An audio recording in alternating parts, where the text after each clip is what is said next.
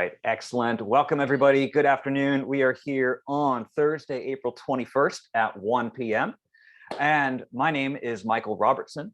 Anybody who doesn't know me, I'm an associate professor of anthropology, and I'm serving as the online education faculty coordinator. I am joined today by my counterparts in online learning and educational technology, Dr. Hussam Kashou.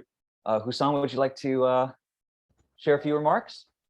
Hello, everyone. Yes, thank you, everyone, for coming and attending with us today.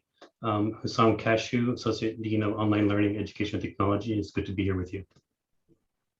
Excellent. Thank you, Hussam.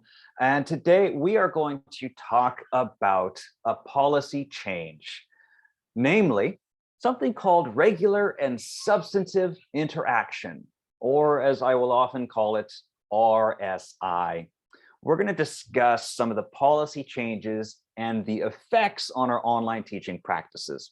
As I mentioned before I had to leave for my audio issue, this is good for 1 hour of flex credit. If you have not yet done so, please sign into the chat with your name and your subject, and I will retain those records for FPD. All right, as we proceed through this presentation, whenever I'm speaking, Hussam will be watching the chat. Whenever Hussam is speaking, I will be watching the chat.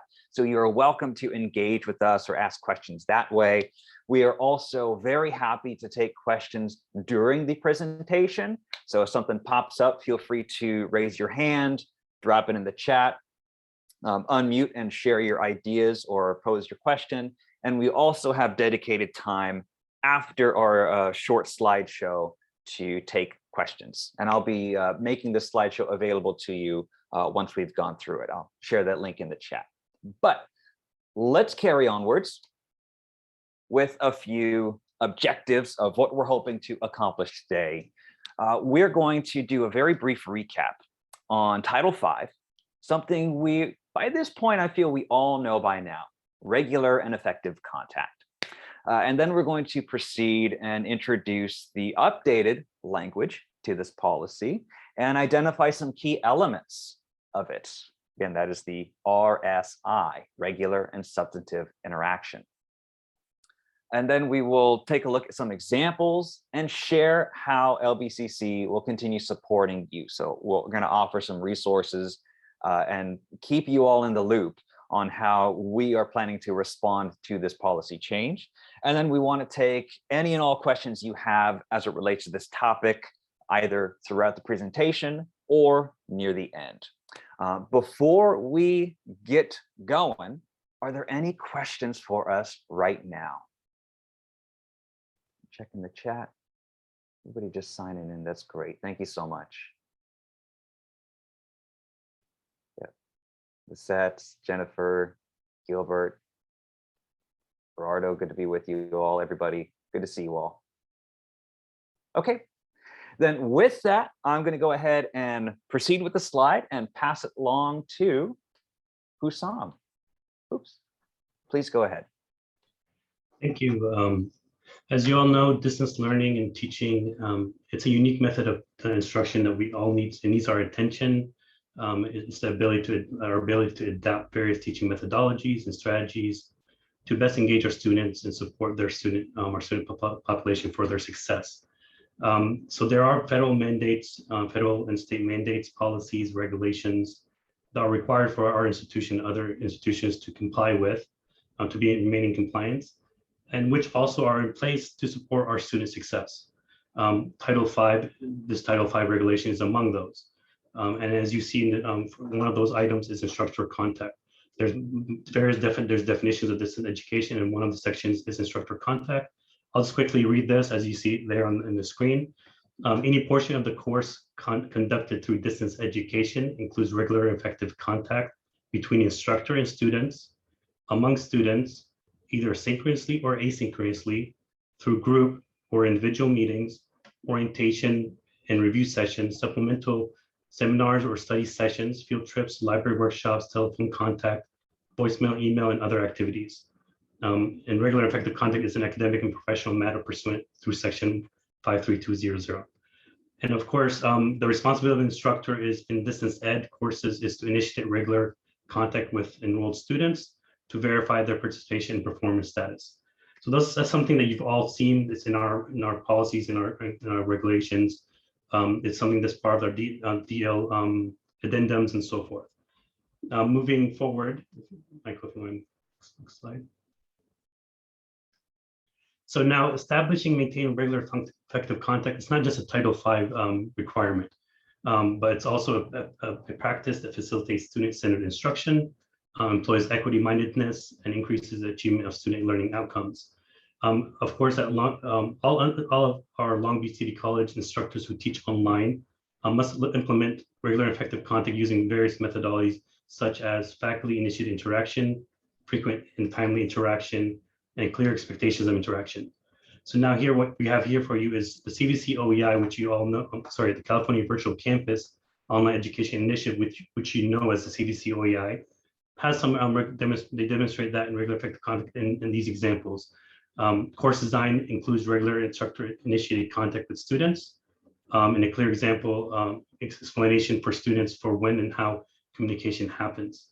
So that's, sometimes we talk about that in terms of our Worklearning homepage, and you put that in your communication plan.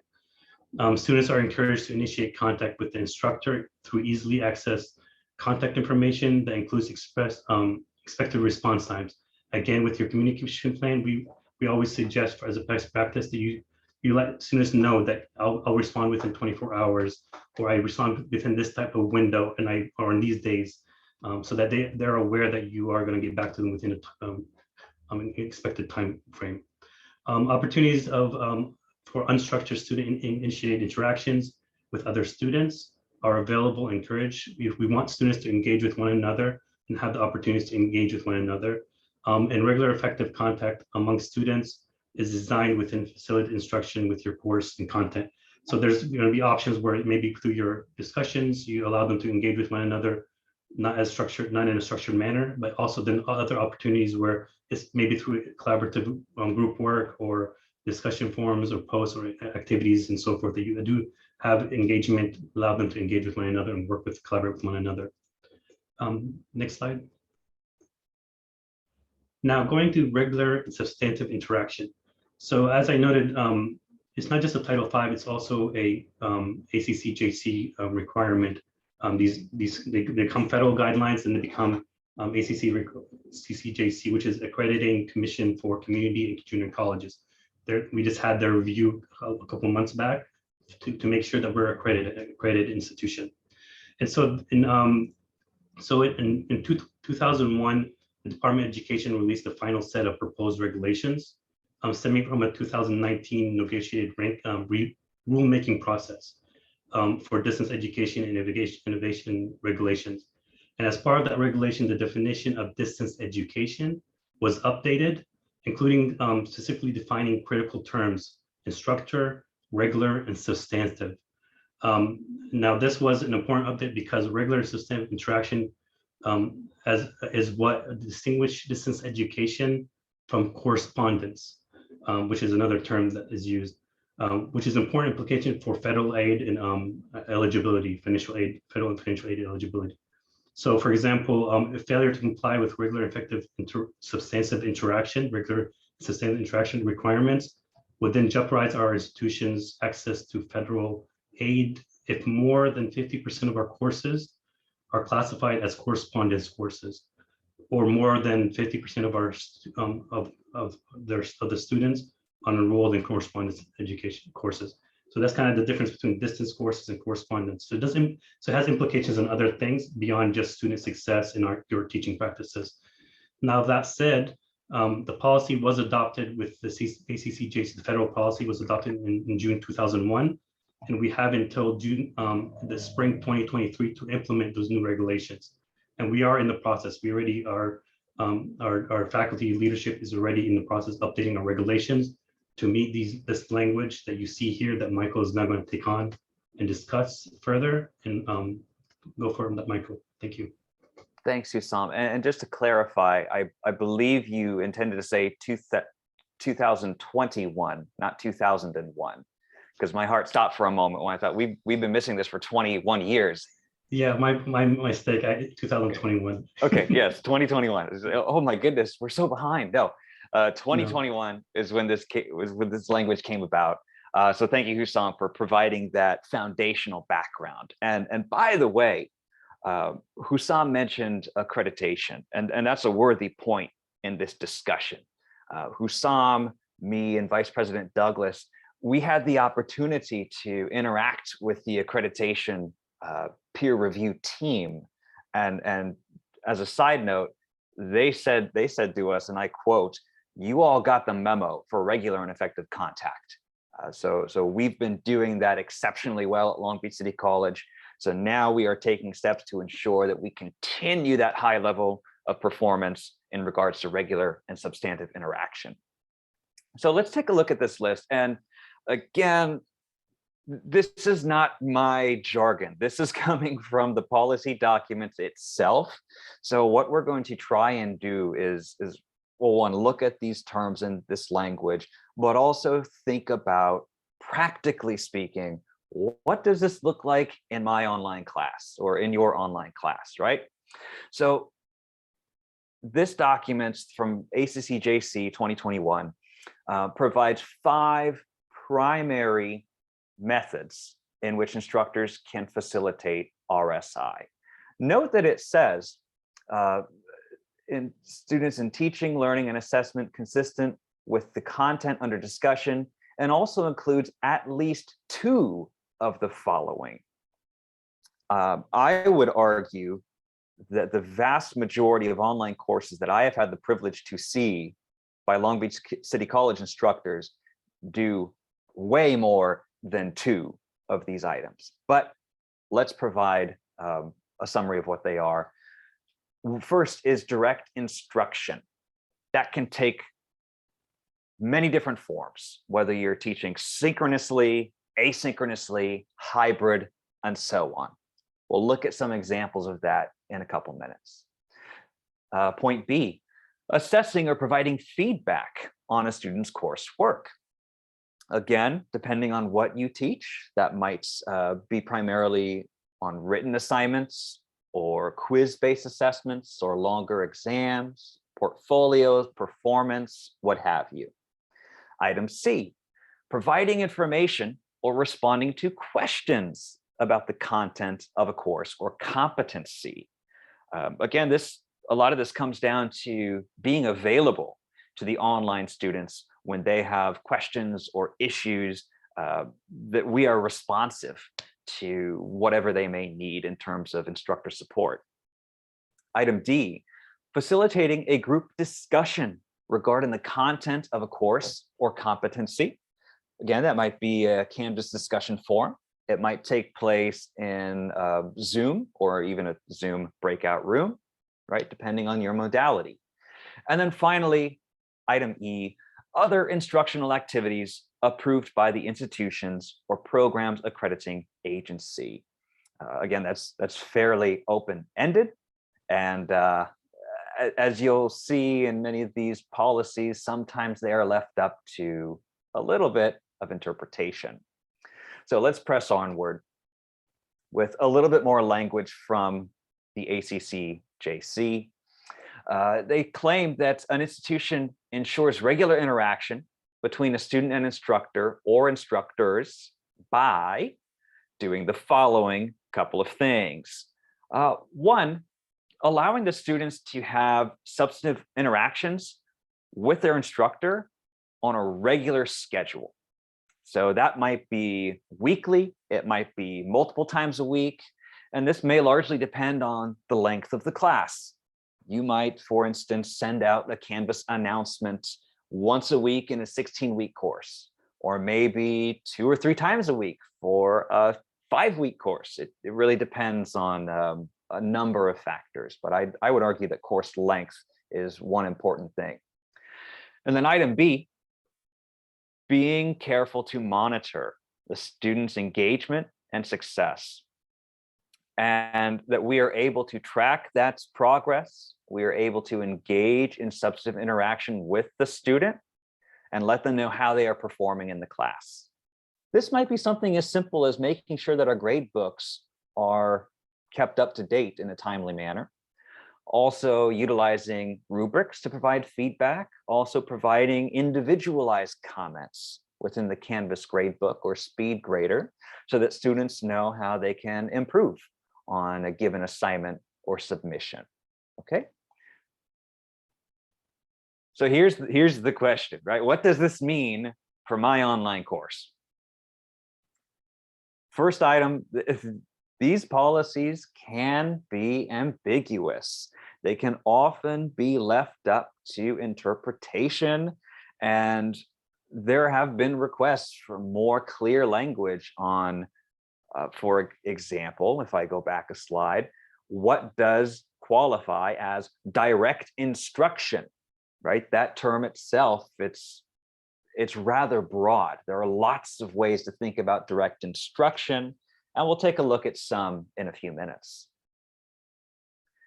As I mentioned earlier, most online instructors are already employing most, if not all, elements of RSI in their course. And again, I can speak to this firsthand. I have the privilege to meet with, see, and talk to many, many online faculty and see what they do and how they do it. So one way that I'm thinking about this, think of RSI as a different lens for viewing the best practices in your online class. Regular and effective contact, the previous language we used, was primarily focused on things like a communication plan, which is great, which is important. In my mind, RSI expands or broadens how we think about engagement and communication in all aspects of our online courses. So let's take a look at some examples of exactly what this can look like and some things that you might want to consider in your courses as well. Now, in order to do this, I'm going to go between this slideshow and Canvas. I'm going to be showing some examples within Canvas in my course in linguistic anthropology, in Lisette Rodriguez's course in sociology, and also Maureen Baker's course in accounting.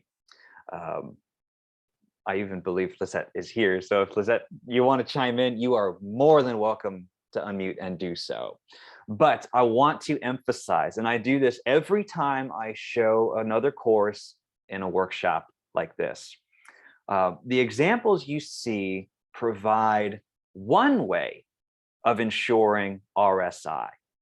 Depending on what you teach, your personal pedagogy style, you might have other approaches, and that is okay. We are showing these examples as a reference for you. So take that as you will. But I want to begin with that first point from the policy change, providing direct instruction. What does that look like? And to me, that most directly relates to content presentation in Canvas. And I should have noted, this might also be in Zoom if you are teaching synchronously, right?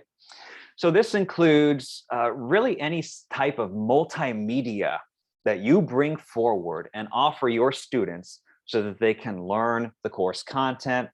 And also, think of formative assessments where you provide students an activity that they are intended to perform or complete, and doing so teaches them that topic, right? So here's what I'm going to do. I'm going to make this a little smaller, and I'm going to jump over to Canvas. Again, I have my class in linguistic anthropology. I have Maureen's class in accounting, and I have Lisette's class in sociology. So just for a point of reference with this direct instruction component, here are a few ways in which these three classes provide direct instruction, and think about, reflect upon how you do so in your classes too. In my anthropology class, for context, this is a 16-week course, and every week is a different module. Within the modules, I have a combination of pages, assignments, discussion, quiz, and so on. Each of these pages is my way of providing direct instruction. They're called anthro pages. It's just a play on words. But clicking on one, for example, Introduction to Anthropology, is my method of content presentation. Here I do a combination of videos created by me, usually 10 minutes or less, so they just get a little bit on each page. And then also text that I have written up myself with some images that provide students that specific area of content. And then of course they click next to proceed. This is not the entire lesson. So this is one way to think about things as far as direct instruction go. In Lisette's sociology course, again, not unlike mine, Lisette has a modular structure that are based on different weeks, okay? And Lisette provides various watch it pages. I love that title, Lisette, where again, she offers a PowerPoint, a slideshow presentation for students to download and peruse or take notes on as they move through the module. And then also a video recording of Lisette moving through that slideshow and providing some annotation. And I should have noted that all the videos we are providing to students have been accurately closed captioned, okay? So again, just one page out of the module for that direct instruction component. And then finally, I'll hop over to Maureen's Managerial Accounting course. Maureen, again, has a clear modular structure set up with lots of different pages and resources available to students. And I just clicked on one at random here. This is what students first see, where it has a breakdown of what they should do and when they should do it. And then different videos, and Maureen uses Cengage, a publisher package, to offer students. And then also has her own video content for students to move through as they engage with the lesson. There's lists of terms here, right? So a lot of guidance here, downloadable documents, activities, solutions. So a lot of guidance here for how students are to proceed and interact with content in the course, right? So all three of those classes give an example of how content presentation can happen within Canvas with varieties of multimedia. Let's go down to item B. I'll make this larger.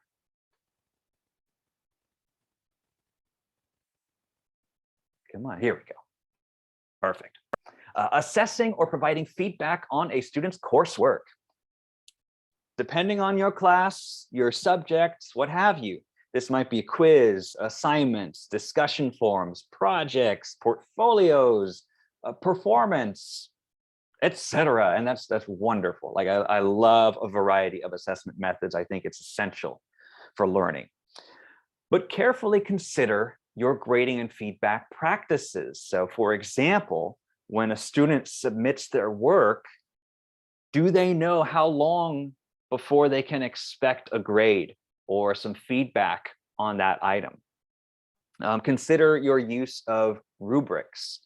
Do you use them in Canvas?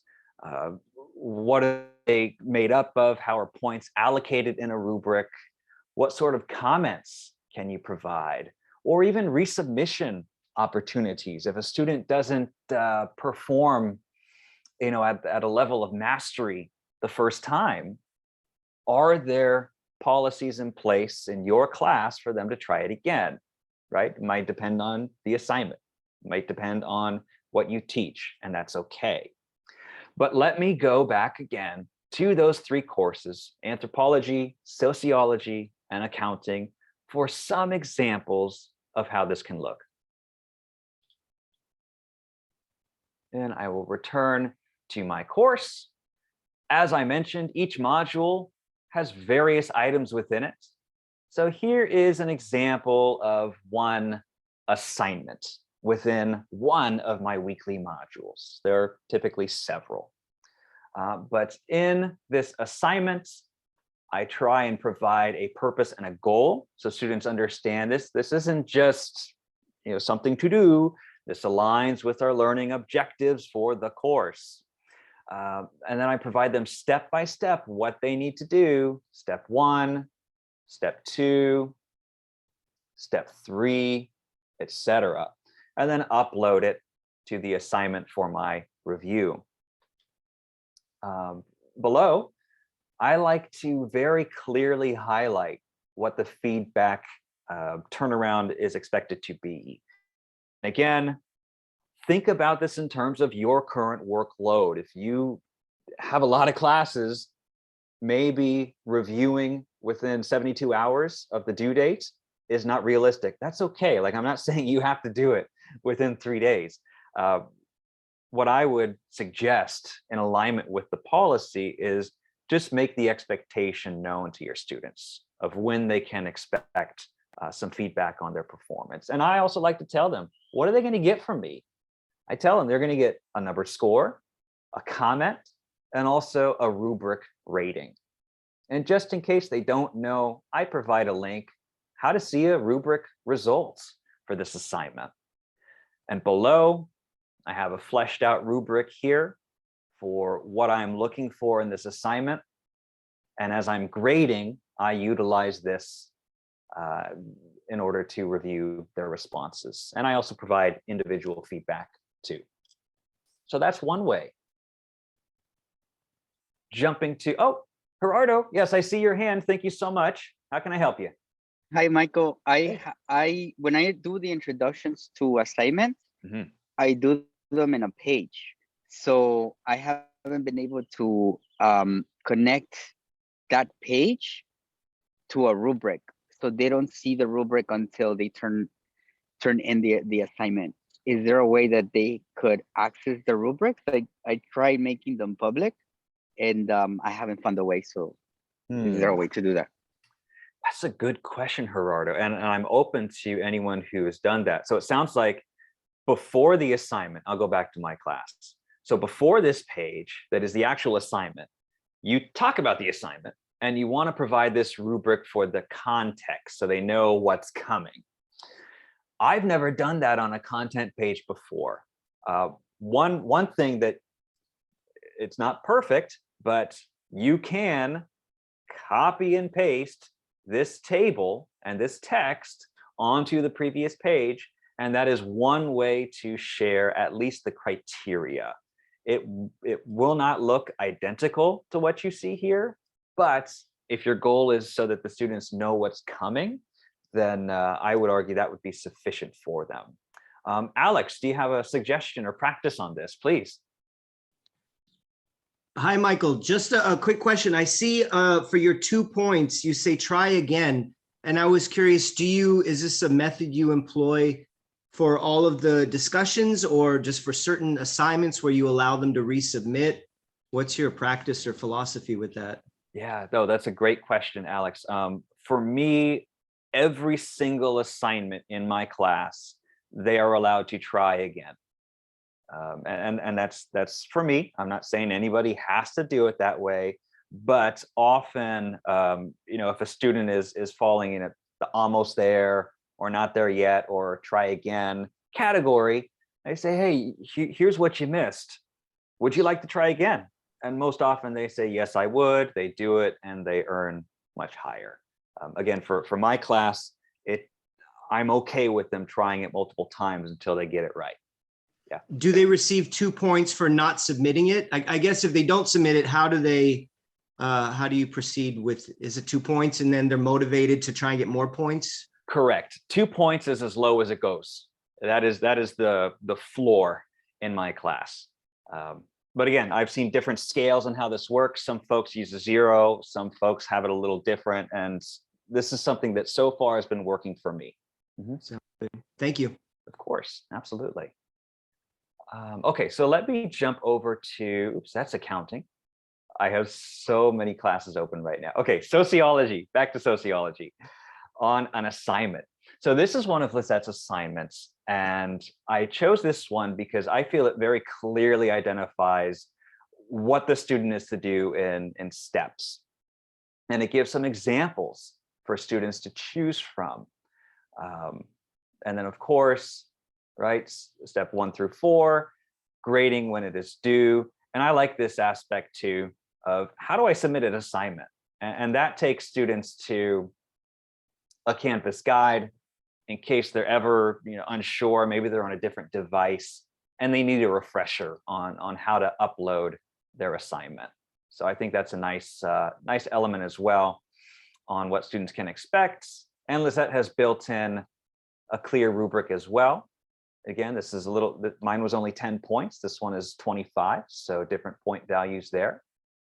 And then unlike mine, where you saw different point values and preloaded comments, I noticed that Lisette's rubric has an empty rating area where she can then type in individualized feedback. So depending on what you're grading, that's a really great way to go as well. So it's a bit more individualized, again, depending on the type of assignment you are giving. And then finally, I'll jump over to Maureen's class, an assignment from Maureen, where students are asked to print an assignment, or they can solve it on a piece of paper if they don't have a printer, right? This is a by hand written out, solving equations. So it makes sense that it's not done on the computer. But then they're given a lot of guidance. They're told, hey, the solution will be given on Saturday. And there's also a video on how students can access the feedback that they receive. So although these 3 assignments are very, very different, they are common in the fact that each of them clearly talks about the feedback students will receive. What can students expect, as opposed to submitting an assignment and not really knowing what happens next, right? There's no rubric, no expected turnaround for feedback, and so on. So 3 different approaches, but they're all accomplishing this goal B here. We'll go ahead and proceed to 2 more examples of RSI. I'll make this larger.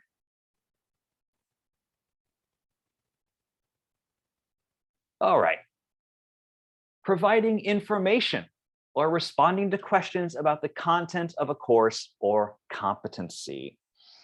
Again, this gets back to many of the regular and effective contact practices we've been doing for a long time. I believe that this begins with a communication plan that truly meets students' needs and doing what we can to offer multiple ways for students to contact us. So yet again, I'm going to shift to Canvas so you see what this looks like. And for those of us who are teaching online now, I suspect very strongly that each of us has a communication plan somewhere in our course. My recommendation is to have it accessible somewhere from your course homepage. So for me, this is my course homepage in linguistic anthropology, and I have a rather simple navigation. And then even below that, there's my contact information. My email, I have a Google Voice phone number where they can call me or text me. I even have some students finding me on YouTube and messaging me there. I'm okay with that, right? But my communication plan is in this Contact Professor button. Clicking on that, students see my big old face right there, my contact information, again, my phone number. A lot of students like to text me and I text them right back.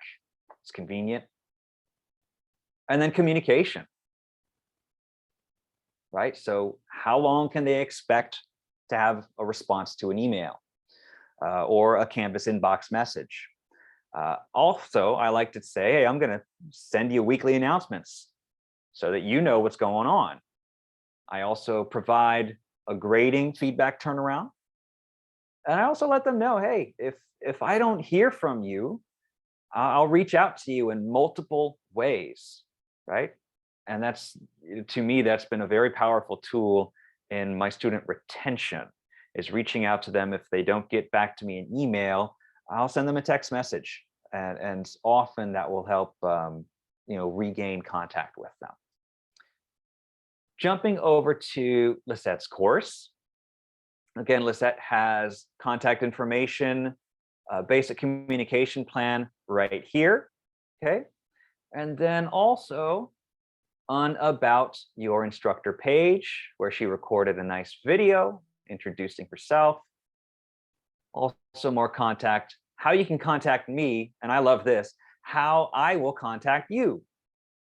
Again, I'll post announcements, I'll use the Canvas inbox, and I'll do my best to grade your stuff within a week of the due date, which again, totally reasonable. Think about your workload, be honest and realistic with yourself.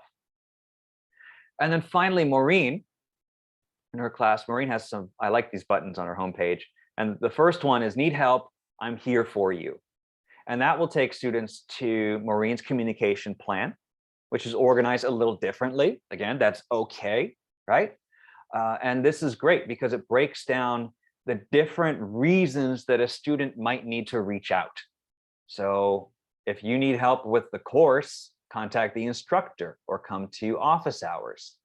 If you're having trouble with a Cengage assignment, remember her external publisher software, you can use this email instructor button and the Cengage screen, okay? Even things, how will I keep in touch with you, right? So class updates, look for an announcement. Written assignments, comments, look at a Canvas message. Journal responses, Canvas message, and some videos of how to look at that and some timing for what students can expect. So again, very comprehensive. So there's no confusion about when a student can expect communication from their instructor and how students can reach out to us in more than one way in order to get some help, right? And then finally, make it larger. We have facilitating a group discussion regarding the content of a course or competency. So this can mean, and I'll focus primarily on Canvas here, but some sort of substantive student-to-student interaction in a Canvas discussion forum. Or maybe you use something else for students to interact. I know a lot of instructors use Padlet, or maybe a Jamboard, or maybe a Discord, right? There are lots of different ways to have students interact with one another. Me personally, I opt for Canvas just to keep everything within that system. But again, there are other avenues out there. So let me show you one last time some examples from these three courses. I'll begin with my own.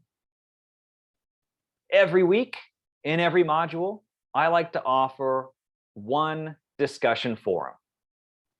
And again, these discussion forums, it directly relates to the content that has been previously covered within that module or within the reading assignment, and is in alignment with my course content and course learning objectives.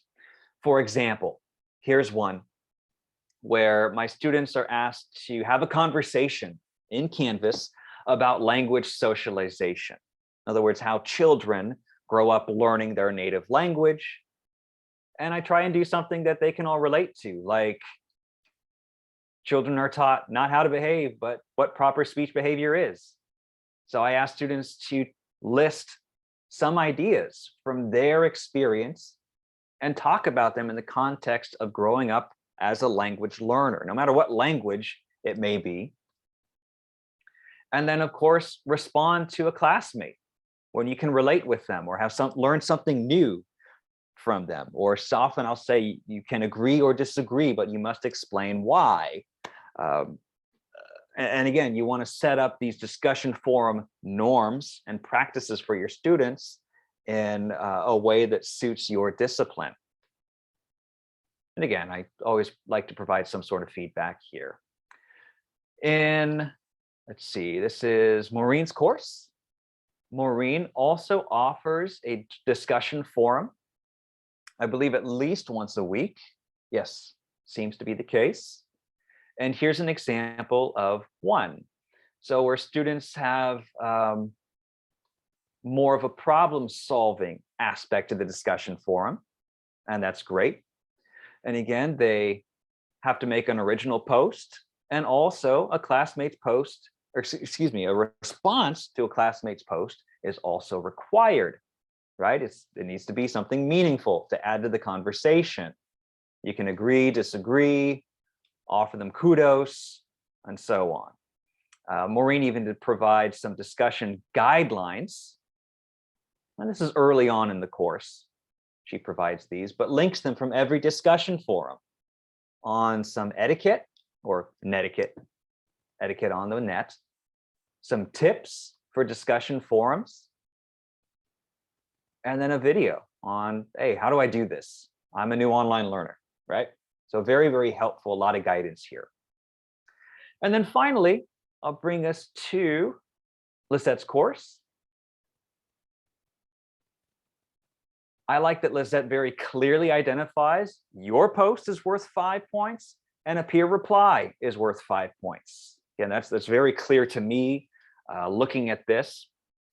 And again, there's a clear objective. What are the students asked to do?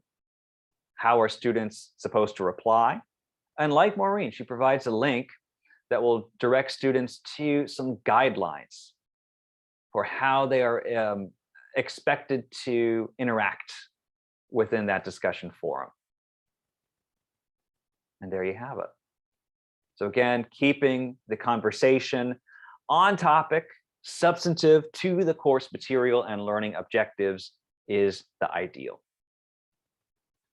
All right, now that we've seen some examples there, we'll conclude with some resources. Here's what you can expect. In a lot of our training materials, workshop recordings, policies and procedures, we have that language of regular and effective contact throughout. And that's a good thing. But you can expect a gradual change from regular and effective contact to the term regular and substantive interaction. So you know that change is already gradually underway across our institution. But we have the following resources available to you, including online faculty learning and development, the Teach Online seminar, TOS 4.0 for synchronous classes, and a Canvas course templates aligned with the CVC OEI rubric. These items, again, are going to have a gradual update to reflect this new language of RSI. But please rest assured that many of your practices for regular and effective contact are already ticking the boxes for that RSI component. Okay, so with that, that brings us to the end of our slides. We still have, gosh, about 15 minutes or so for some questions or comments. Again, you are welcome to, we have, well, 39, that's wonderful. You're welcome to raise your hand, use the chat, whatever style suits you to ask questions about this topic. Thank you very much. Any questions? Yes, I see, I'm gonna stop sharing. I see Beatrice, you have a question? Thank you so much. How can we help you? I'm sorry, are you able to hear me? Yes, we are. Okay, we can hear you. I'm borrowing someone else's laptop. I just wanted to know how different is the evaluations for online classes versus in person? Thank you. So that's a great question, Beatrice, and I have a question in response before we answer it. So Are you a full-time faculty or a part-time Part-time. faculty? Okay, so to my knowledge, and anyone jump in and correct me if I'm wrong, but to my knowledge, the part-time faculty contractual evaluation is the same for an online and in-person course. Full-time faculty contract has a different form for an online versus in-person class, but part-time faculty, I believe it is identical. Okay, thank you. Of course, and you know, do be sure and check the CHI contract, that CHI contract, just to make sure, but I'm fairly certain it is the same. All right. Other questions, comments? Yes, Sandra, good to see you. Hi there, Michael. I have a question. It relates to this in as far as format. I am trying to integrate, first of all, how do we get the videos with the CC captioning onto our onto our online classes? Because all I've been doing so far to get that interaction is I open up, you know, I do Zoom office hours, but I also open up and I do Zoom recordings and I send them individually to all my students. But I really enjoy what I just saw is integrating it within the course and having everything just be able to be integrated with the closed captioning and I don't know if that makes sense and if it's related to this, but I like the format of what I saw and I want to switch it up in my course. Of course, and that definitely relates in terms of direct instruction. So a lot of faculty want to use videos, sometimes of themselves, for direct instruction. That's wonderful. So there are a couple of layers to this, Sandra, and a lot of it comes down, honestly, a lot of it comes down to practice and what you are comfortable with. Here's what works for me. I have a YouTube channel, and I will often record a video of myself. I will go into a Zoom meeting, just like this one, but by myself. And I will click that record button, and I will do a mini lecture, 10 minutes or less usually, just to introduce a topic. And then I will take that video, upload it to my YouTube channel, and then put it in Canvas. When it is on YouTube, and I have a video tutorial on this whole thing, if you want it, I'll give it to you. But in YouTube, it is very easy to add closed captions that are accurate. The automatic ones are not accurate. So it does take a little time to go in there and make some corrections. But by the end of it, Sandra, and this is what I love, once it's on YouTube, it's there forever, right? In the Zoom cloud, it goes away every, I believe, 180 days. So I always pull them out of Zoom and put them on YouTube. I have unlimited space and they're always there. And I get the views and it's, you know, it's kind of fun. So, is there a problem though with the format, like to be on YouTube as a professor with City College? I just am curious because it's access learning material for everybody, or we can, I don't use YouTube. oh, So I mean, I use it for my students, but I don't ever get on it to create content. Mhm. So can you just go in there and just do private and for your students only? so you can, if it's your video, Yeah. You would want to leave it unpublished. So that way only your students can see it within Canvas. Got it. If it is public, then anybody in the world can get on YouTube and find it. But I keep mine unpublished and I bring them into Canvas, and that way only my students see them. And so it's pretty simple as far as the feature to get the closed captioning. It just tells you how to do it. It is, in my opinion, very user-friendly. I'm not saying it takes time, but it is user-friendly. You need to listen to yourself, and then make a few corrections along the way as you listen. Mhm. And do you feel that 10 minutes is probably the maximum as far as retention with students? Or, you know, it's an interesting question because you always want to do a little bit more, but are you going to hold their attention? I know. And you know what, that's great. I want to invite everyone here in the chat. If you make videos, what is kind of your average length of those videos that you do for your students? For me, Sandra, it's between 7 and 10 minutes. Okay. And the beautiful thing about YouTube, this is one reason I use it, is it will tell you how long after viewing do people exit that video. And for me, that's right around 7 to 10 minutes. Students stop watching. So I would rather do 4 7-minute videos as opposed to one 28-minute long video, because they'll watch just shorter chunks. I'm seeing in the chat.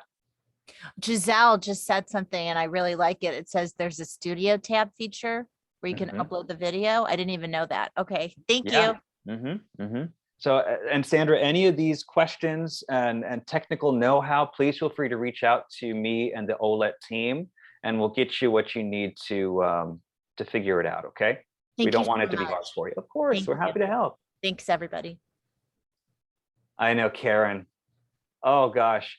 I used to work very hard on these long videos and nobody watched them. But as soon as I cut them up into smaller chunks, they did it. They got it. So it worked for me.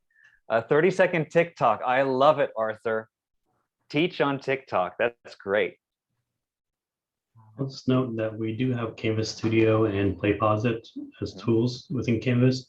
However, for both of those, we still recommend maybe embedding them through YouTube, where you would put your video in YouTube, then you use that tool to make it more engaging. Those are kind of engagement tools where you can track, student how long they're watching things. You can probably put like assignments, like after 2 minutes, you have a question for them. And so it makes them go through the whole video. We have I think some guys, my cousin made some trainings as well. But those are, we still recommend still using YouTube, where you embed the video from YouTube using that system, because Canvas Studio has a limit in terms of your spacing as well. Yep, good point, Hussam. Thank you. So I have a few minutes left. Any other questions? I'm checking the chat. Michael, can I ask a quick question? Of course you can. Please go ahead. Okay, so I'm with Sandra. I'm not very YouTube savvy. Yeah. But is it better to create a video, like you said, through Zoom and then put it into YouTube, or can you just record straight through YouTube? Is that not? No, that's a great question. I always use Zoom because I like to screen share. So I'll have something on screen and I'll be kind of little, next to it, still annotating whatever's on that screen. YouTube does have a live broadcast feature. I've never used it for a class though. I would endorse Zoom for recording yourself. Again, that's my method. I know others may use Camtasia. You can also record through Canvas Studio. For me, I just like Zoom a little bit better. I think it's a little more user-friendly. Yeah, but that's a great question, Brittany. And I saw in the chat, yes, YouTube is free. YouTube is free. Looks like a few folks want to see the YouTube training series I put out. Just shoot me an email. Just say, hey, can you send me the YouTube thing? I'll send it right your way. No problem. Perfect. Nice, Arthur. I use TED Talks a lot too. And most TED Talks already have closed captions within them. So it's pretty handy. Do we have any more questions amongst the group? Again, I'm not the kind of presenter where we need to stay till 2 for flex credit. If you're good, it's okay. Any questions? Screencast-O-Matic, that's neat there. I haven't used it. That's nice. Okay. All right, so before we go, I said I was going to do it and then I forgot. So I'm going to do it right now. I'm going to share the slideshow presentation in the chat with all of you. I'm getting it right here. Okay. Hey, Steve. How you doing? And this is being recorded. I will post it on Canvas in a few days. There's the slideshow. And thank you so much for coming and prioritizing online education. We are here for you. Do not hesitate to reach out to me, Hussam, and the rest of the OLET team. And feel free to stick around. I'll be here for a few more minutes if you have any final questions. But otherwise, thank you so much. Have a wonderful rest of your Thursday. Take care of yourselves. Thank you, Michael. Thank you. Thanks so much.